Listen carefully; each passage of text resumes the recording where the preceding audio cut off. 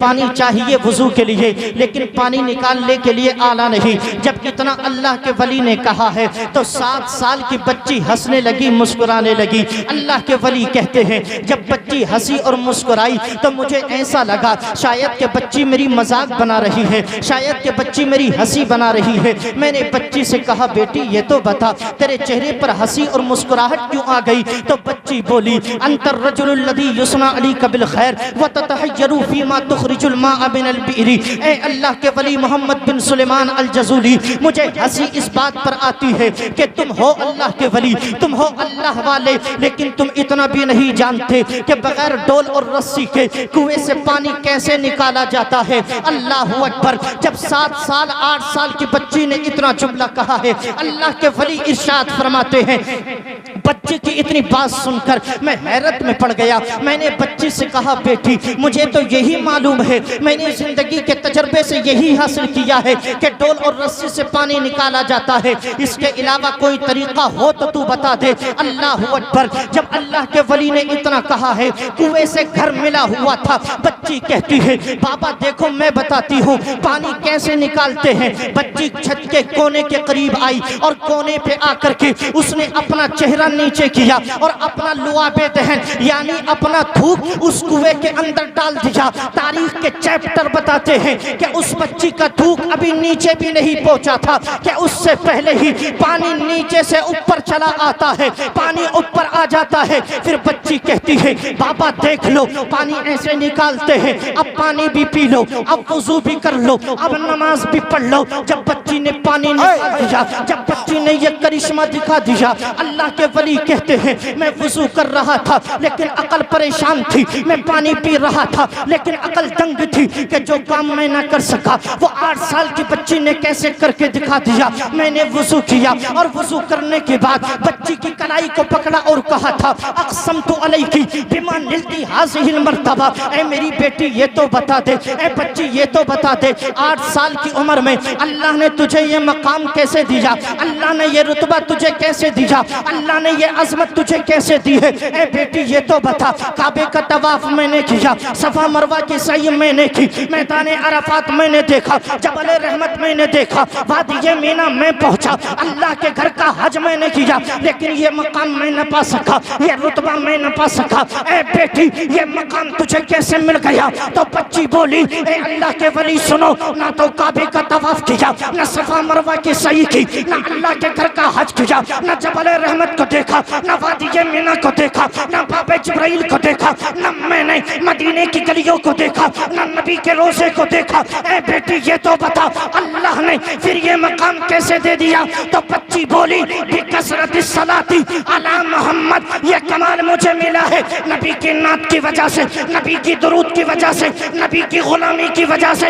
इसी वाक़ये को और इन जैसे वाक़यात को देखकर बरेली का इमाम कहता है काबे के बदरुद्दुजा तुम पे करोड़ों दुरूद, तैबा के शमशुद्दुहा तुम पे करोड़ों दुरूद, दिल करो ठंडा मेरा वो कफे पर चांद सा, सीने पे रख दो जरा तुम पे करोड़ों दुरूद। तकबीर, रिसालत, मसलके आला हजरत अल्लामा मुफ्ती इरशाद मंजरी साहिब क़िबला बरेली शरीफ। नारे तकबीर, नारे रिसालत। मोहब्बत से बोले सुभान अल्लाह। हेलो हेलो और मोहब्बत से बोले या रसूल अल्लाह। अल्लाहु अकबर। जब बच्ची ने थूक से पानी ऊपर बुला दिया और जब ये करिश्मा दिखाया, ये अपनी करामत दिखाई, तो अल्लाह के वली से बच्ची बोली बाबा जानते हो उस नबी की शान क्या है जिस नबी पर दुरूद शरीफ पढ़ने की वजह से अल्लाह ने मुझे ये अजमत दी है। तो ये मेरे बुजुर्ग बैठे हैं, इस जुमले को सुने। अल्लाह के वली ने क्या ही हसीन जवाब दिया। फरमाते बेटी जानता तो मैं भी हूं लेकिन शायद पहचानती तू ज्यादा है। जानता मैं भी हूं लेकिन शायद पहचान तुझे ज्यादा है। मेरे दोस्तों ये बरकत किसकी है? ये बरकत है दुरूद शरीफ पढ़ने की। इसलिए जब दुरूद शरीफ के लिए कहा जाए तो कभी दुरूद शरीफ पढ़ने से पीछे नहीं हटना चाहिए। इसलिए कि हमारा सुन्नियों का अकीदा ये है कि हम जब दुरूद शरीफ पढ़ते हैं, और अकीदा ही नहीं, बुखारी शरीफ की हदीस है, अल्लाह के रसूल इरशाद फरमाते हैं, दुनिया के किसी भी खित्ते से, किसी भी इलाके से, किसी भी गोशे से, शहर से, गांव से, करिया से, किसी भी जगह से अगर वो दुरूद शरीफ पढ़ता है तो अल्लाह ने एक ऐसे फरिश्ते की ड्यूटी मेरे रोज़े पर लगाई है कि वो उसकी दुरूद शरीफ सुन करके मेरी बारगाह में पेश करता है, और वो फरिश्ता दुरूद शरीफ पढ़ने वाले का नाम भी जानता है और उसके बाप का नाम भी जानता है। पढ़ने वाले का भी नाम जानता है और उसके बाप का भी नाम जानता है। क्या आप नहीं चाहोगे कि दुरूद शरीफ हम पढ़े और हमारे वालिद का नाम मुस्तफ़ा के दरबार में लिया जाए? दुरूद शरीफ हम पढ़े और मुस्तफ़ा के दरबार में हमारे बाप का नाम लिया जाए। और इतना ही नहीं, बल्कि मेरे आका तो इरशाद फरमाते हैं कि सिर्फ वो तुम्हारे और तुम्हारे बाप ही के नाम को नहीं जानता, बल्कि तुम कहाँ पे रहते हो वो इस बात को भी जानता है, तुमने किस हाल में दुरूद शरीफ पढ़ा है वो इस बात को भी जानता है। मैं हैरत के साथ कहने लगा, कहाँ अक्ल मारी गई थी उन लोगों की जो ये कहते हैं कि नबी को कुछ पता नहीं, नबी किसी की पुकार को नहीं सुनते। अरे देखो, अगर नबी के रोजे पर ड्यूटी देने वाले फरिश्ते की ये शान है कि वो हमारी दुरूदों को भी सुनता है, हमारे नाम को भी जानता है, हमारा पता भी जानता है, तो फिर मुझे बता, जब खादिम का ये आलम है, जब ड्यूटी देने वाले एक फरिश्ते के इल्म का ये आलम है, तो फिर मेरे नबी के इल्म का आलम क्या होगा? फिर मुस्तफ़ा की गैब तानी का आलम क्या होगा? आप कहेंगे इरशाद मंजरी, हमारा अकीदा तो ये है, अगर मुस्तफ़ा को जिस हाल में पुकारोगे, मुस्तफ़ा हमारी पुकार को सुनते हैं, मुस्तफ़ा हमारी फरियाद को सुनते हैं।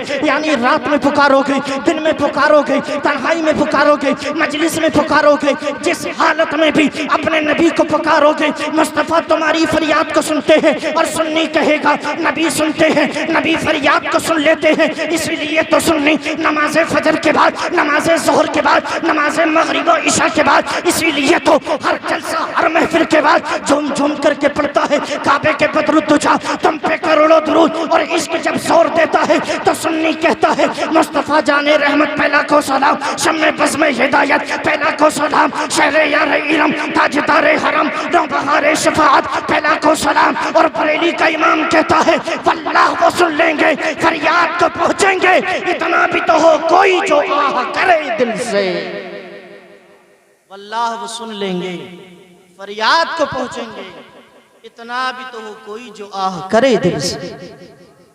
वो तो फरियाद को सुन लेते हैं, पर दिल से पुकारने वाला उम्मती चाहिए।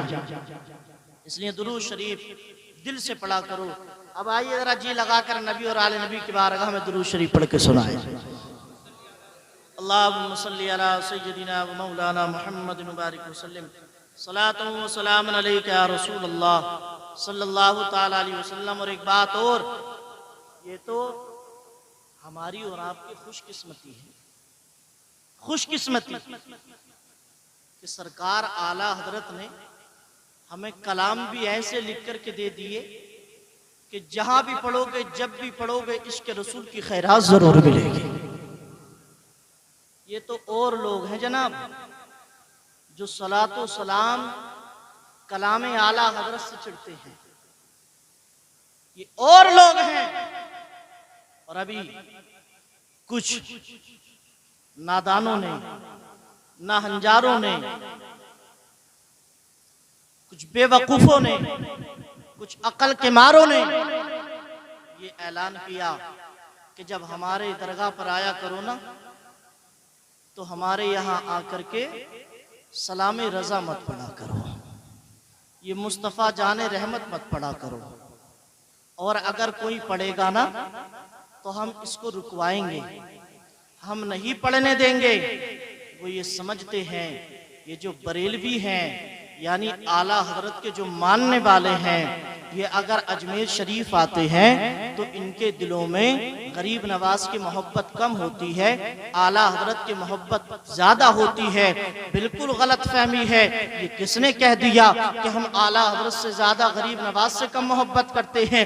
नहीं प्यारे, हम पहले गरीब नवाज से मोहब्बत करते हैं, बाद में आला हजरत से मोहब्बत करते हैं। पहले हम दीन फैलाने वाले को मानते हैं, बाद में दीन बचाने वाले आला हजरत को मानते हैं। और हम क्यों न माने, है, इसलिए कि हमारे इमाम ने खुद हमें सिखाया है, हमारे इमाम ने खुद हमें बताया है। अरे वो नादान जो सरकार आला हजरत के सलाम को अजमेर मुअल्ला की मुकद्दस धरती पर पढ़ने के लिए मना करते हैं, मैं उनसे पूछना चाहता हूँ, उठा आला हजरत की किताब को और आला हजरत की तसनीफ करदा किताबों को पढ़ते चले जा, तो तुझे पता चलेगा जो मकाम आला हजरत ने अजमेर मुअल्ला का बताया है, मुझे बता माजी करीब में किसने बताया है, मुझे बताओ जो मकाम पर अजमेर शरीफ का सरकार आला हजरत ने अपने मानने वालों को, इन सुन्नियों को बताया है, वो माजी करीब में किस पीर ने बताया है। मेरे आका आला हजरत फरमाते हैं, ओ लोगों, जब किसी मुकद्दस धरती यानी जब शहरे गरीब नवाज अजमेर शरीफ का नाम लिया करो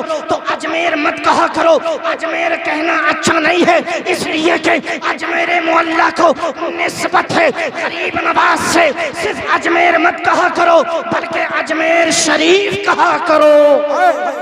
नारे तकबीर, नारे रिसालत, ख्वाजा का हिंदुस्तान, अल्लामा इरशाद मंजरी साहिब क़िबला जिंदाबाद जिंदाबाद। बहुत अच्छा पैगाम भाई मुफ्ती साहब, जिंदाबाद।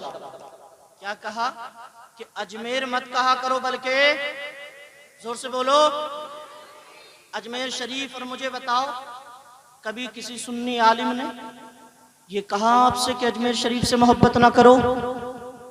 मुझे जोर से बताइए, किसी सुन्नी आलिम ने कहा? अरे जोर से बोलो, नहीं कहा। और जो कहे कि गरीब नवाज से मोहब्बत मत करो वो गलत है, जोर से बोलो, वो गलत है, इसलिए कि गरीब नवाज से मोहब्बत करना, साबिर पाक से मोहब्बत करना, मखदूम सिमना से प्यार करना, अलाउद्दीन कलियरी से लगन रखना, ये हमारे ईमान की सच्चाई और अकीदत है। और मेरा इमाम तो ये कहकर के चला गया, तेरे गुलामों का नक्शे कदम है राह खुदा।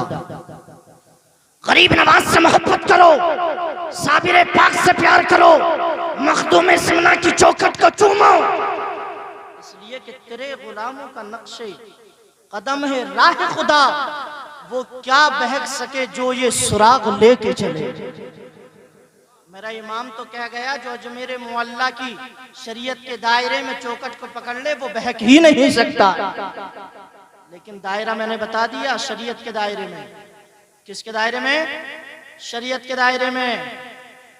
चार चार अंगूठी पहनकर, चार चार अंगूठी, पीले हरे जुब्बे पहनकर अजमेर मुअल्ला, अजमेर शरीफ की चौखट पर खड़े होकर के ये कहने वालों, बताओ बाबा से क्या लेने आए हो? बाबा से क्या लेने आए हो? हम तुम्हारे लिए दुआ करेंगे।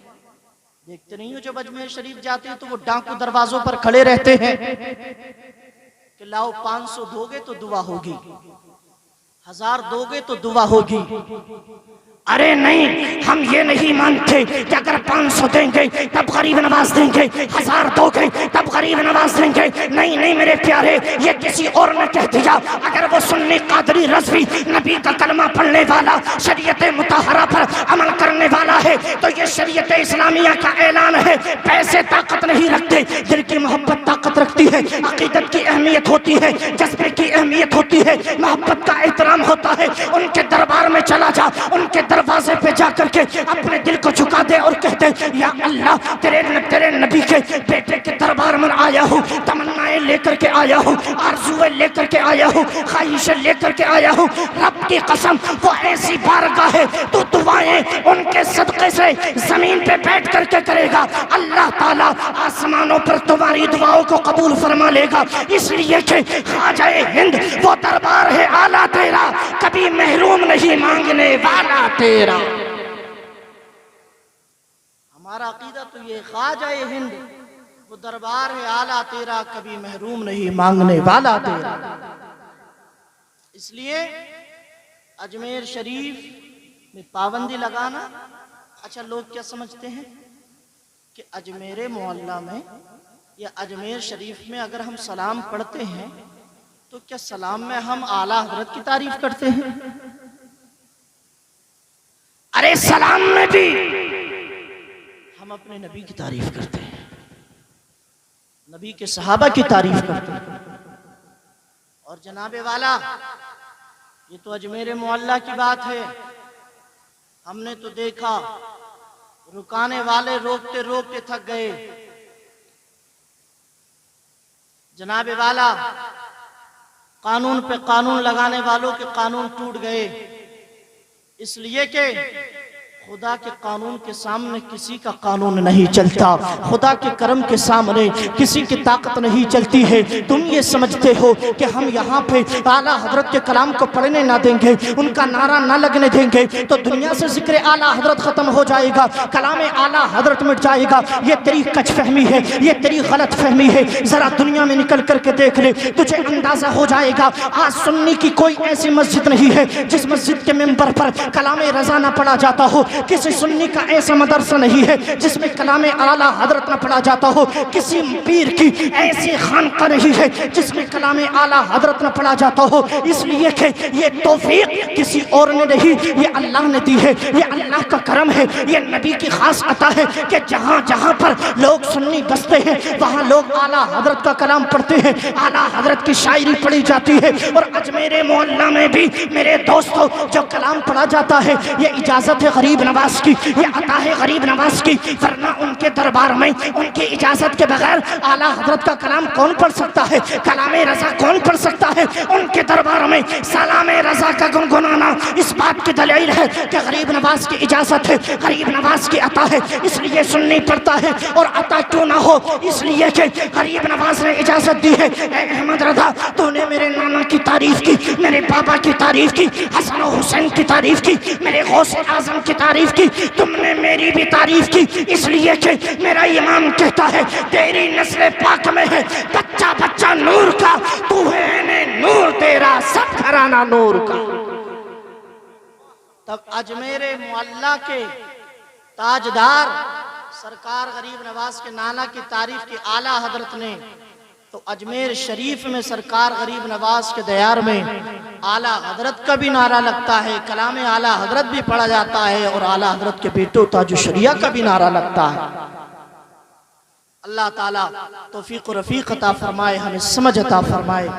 मेरे अजीज दोस्तों, इसलिए ये बताना जरूरी है कि हम गरीब नवाज को भी मानते हैं, साबिर पाक को भी मानते हैं, मखदूम सिमना को भी मानते हैं, और इन सारे बुजुर्गों के जो पैगाम हैं वही हमारे लिए मशाले राह हैं। उन्हीं के पेश नज़र, उनको अपने पेश नज़र रखते हुए मुझे आपको सबको जिंदगी गुजारनी है।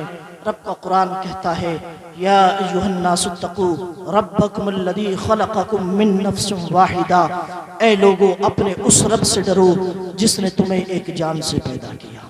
किससे पैदा किया? एक जान से। उलमा फरमाते हैं कि एक जान से क्यों पैदा किया, एक जान से पैदा किया, फिर इसकी कैद क्यों लगाई कि एक ही जान से पैदा किया?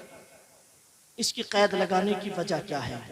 तो फरमाते हैं इसलिए कि रब फरमाता है अपने उस रब से डरो जिसने तुम्हें एक जान से पैदा किया।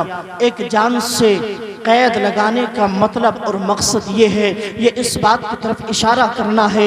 आज इंसान जब जवानी के दहलीज पर पहुंचता है और अल्लाह ताला किसी को औलाद देकर उसकी औलाद को जब सुन्नते रसूल अदा करने के काबिल बना देता है, रिश्ते की तलाश और रिश्ते की जुस्तजू होती है, तो इंसान अमीर के घर का रिश्ता तलाश करता है। अगर वो गाड़ी वाला है तो गाड़ी वाला रिश्ता चाहिए, अगर बंगले वाला है तो बंगले वाले के घर का रिश्ता चाहिए, यानी अमीर के घर का रिश्ता चाहिए, पैसे वाले के घर का रिश्ता चाहिए, बंगले वाले के घर का रिश्ता चाहिए, जमींदार के घर का रिश्ता चाहिए। मेरे रब का कुरान कहता है, या अय्युहन्नासुत्तकू रब्बकुमुल्लज़ी खलक़कुम मिन नफ्सिन वाहिदा। नहीं प्यारे, तू बड़े का रिश्ता क्यों देखता है, अमीर का रिश्ता क्यों देखता है, जमींदार का रिश्ता क्यों देखता है? कोई जमींदार कोई बड़ा छोटा बड़ा नहीं है, इसलिए कि सब हमने एक जान से पैदा किया है। गाड़ी वाला भी एक बाप की बेटा है, गाड़ी वाला भी आदम की औलाद है और बगैर गाड़ी वाला भी आदम की औलाद है, जमींदार भी आदम का बेटा है, बगैर जमींदार भी आदम का बेटा है। तो कोई छोटा बड़ा नहीं है, फर्क इतना है, इन्ना अक्रमकुम इंदल्लाहि अत्काकुम। जो मुत्तकी होता है, जो परहेजगार होता है, जो नेक होता है, वो अल्लाह ताला की बारगाह में मकबूल हो जाता है, उसका मकाम बढ़ा दिया जाता है। तो जमीन वाला बड़ा नहीं होता, बल्कि नेक अल्लाह की बारगाह में बड़ा होता है। इसलिए मेरे रब ने फरमाया रिश्ता करो तो नेक जगह से रिश्ता करो। अल्लाह अकबर। अच्छा, रिश्ता मेरे सरकार की सुन्नत है, क्योंकि हमारे नबी ने 25 साल की उम्र मुबारक में शादी फरमाई। कितनी उम्र में? 25 साल में। 40 साल खातून से सैयदा खदीजतुल कुबरा रज़ियल्लाहु ताला अन्हा की उम्र उस वक्त 40 साल थी। 25 साल की कलियल जवानी में 40 साल खातून से मेरे आका ने निकाह फरमाया और ये पैगाम दुनिया वालों को दिया, लोगों देखो, इस जमीन के ऊपर अगर औरत को किसी ने इज्जत और एहतराम दिया है तो अल्लाह ताला ने अगर इस औरत को इज्जत दिलवाई है, और किसी मजहब ने अगर औरत को इज्जत दी है तो वो इज्जत देने वाला मजहब मजहब इस्लाम है। वो इज्जत देने वाला धर्म मुस्तफ़ा का मजहब है। इन्नद्दीन इंदल्लाहिल इस्लाम। इसीलिए रब ने ऐलान कर दिया हमारे नजदीक सबसे अच्छा मजहब मजहब इस्लाम है। औरत को इज्जत दी। यही 25 साल में जब सरकार ने निकाह फरमाया तो ये मुस्तफ़ा की सुन्नत बन गई। अब सुन्नत अदा करने का वक्त आता है, शादी करने का वक्त आता है, रिश्ता हो जाता है, बारात का दिन आता है, बारात भी चली जाती है, खाना होता है। अभी मुझसे पहले आपने हजरत से तकरीर सुनी, उन्होंने इस पे काफ़ी रोशनी डाली। अब जब बारात ससुराल पहुंचती है, शादी में अहम क्या होता है? निकाह होता है।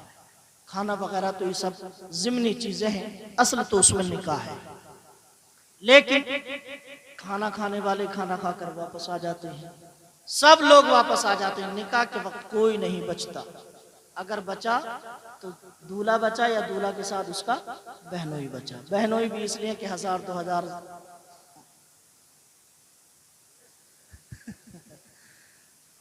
क्या बोलते हैं उसको, 1000-2000 उसमें मिल जाएंगे। क्या बोलते हैं उसको, सलामी में मिल जाएंगे। इसलिए, वरना तो कोई नहीं रुकता। लेकिन रुका करें इसलिए कि निकाह के वक्त अल्लाह की रहमत की एक ऐसी बूंद जमीन पर गिर जाती है, जिसको मिल गई उसकी दुनिया भी कामयाब है, उसकी आखिरत भी कामयाब है। अब निकाह हो गया।